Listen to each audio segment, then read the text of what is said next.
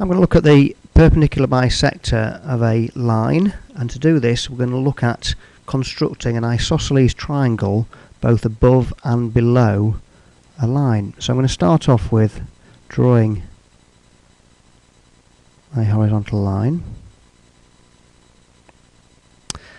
and I'm going to position my compass at one end of the line. Now the compass needs, the only stipulation is that the compass is bigger than half the length of the line, so I'm going to position it right on the end of the line, and then we're going to draw an arc from the left hand side. We're then going to position our compass at the right hand end of the line, and then we're going to draw another arc in there. So if we now move our compass away, and if we join up from each end of the original blue line that we're looking to bisect into two with a perpendicular, if we construct and draw in our isosceles triangle above the blue line, we're going to now do exactly the same below the blue line. Now we're going to keep the compass arcs the same width apart, so we're not going to change the length here from between our compass, and we're going to construct exactly the same isosceles triangle below the blue line. There we go, and I'm going to draw in the same isosceles triangle that we had got drawn above there. Now, the pink shape that we've now got there, made up of two identical isosceles triangles, is actually a rhombus. So, if we join the vertices, the top and bottom of the rhombus, we can see that diagonals of a rhombus actually bisect each other, and they bisect each other at 90 degrees. They bisect each other at 90 degrees.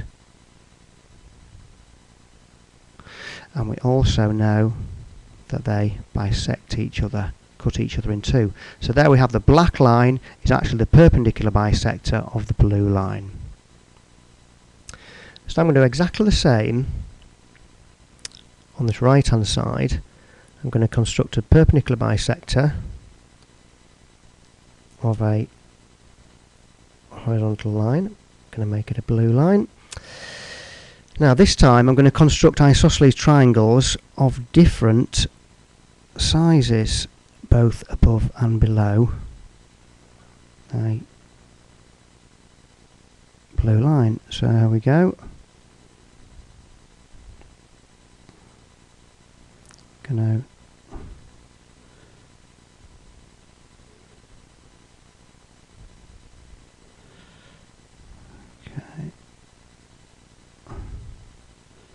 So we're going to first construct an isosceles triangle above the line, and then from underneath I'm going to make my compass arc bigger, so I'm going to make a different size below. I'm going to first draw in that isosceles triangle above the blue line.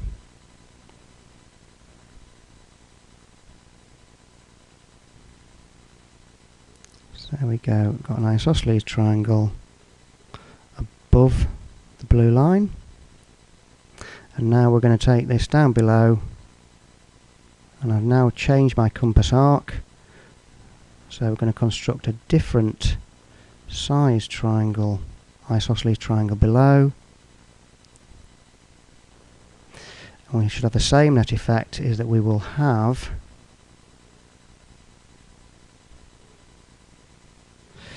instead of a rhombus, we've now got a kite, and if we join the diagonals of the kite, they will still construct the perpendicular bisector of the blue line, because we know that diagonals of a kite being a special rhombus, so we've still got there a 90 degree angle and cut into two perpendicular bisectors.